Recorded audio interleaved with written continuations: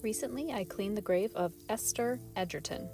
Her stone says she is the consort of Jacob Edgerton. Consort was a term for a wife who died before her husband. Esther was born in 1766, and she died August 12th, 1792, at the age of 26. Her daughter, who was also named Esther, was born just 11 days before her death, so the older Esther likely died of complications from childbirth. Pregnancy and childbirth have a lot of risks today, but they were extremely risky back in the 18th and 19th centuries and long before. Her only other child was named Reed, after Esther's maiden name. He also died young at age 39, but I couldn't find the cause of his death. Her daughter, Esther, that was born just before her death, went on to have 9 children of her own and lived a long life, dying at the age of 88 in 1881.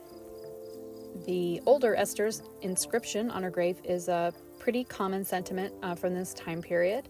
It reads, "O let me not forgotten lie, lest you forget that you must die. For death's debt to nature due, which I have paid, and so must you." And here it is after scrubbing and rinsing. It looks really nice, and I'm excited to see how it lightens up.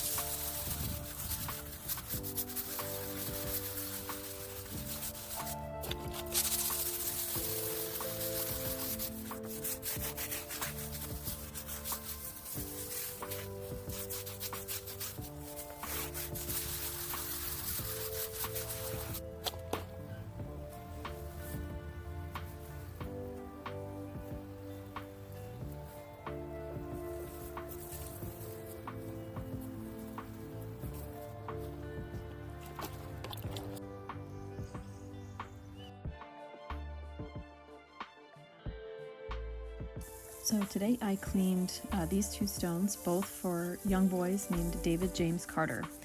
The older David James on the right, he died at age 12 of rheumatic fever, which is a complication of scarlet fever or strep throat. The younger David Carter died of diphtheria. He was actually born after his older brother died, and that was pretty common for parents to have a child that passed away and to name the next child the exact same thing. They also had a sister that died a few years later of typhus. So these parents lost 3 children within a decade of 3 different diseases. Pretty awful. So as I always say, it'll brighten up eventually with time. These ones had a lot of staining, so I decided to go back and actually spray them with more D2 and just let them sit. I won't scrub them again.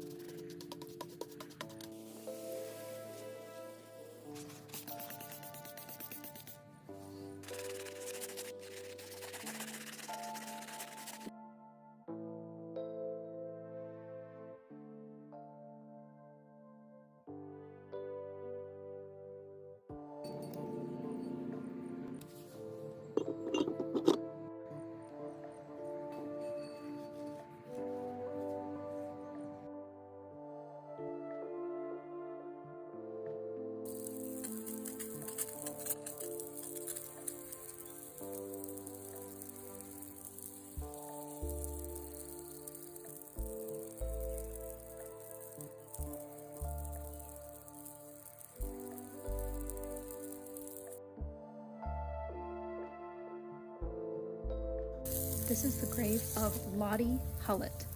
Lottie was just 18 when she died in October 1888. She'd married her husband Fred, who was in his 20s, earlier that January.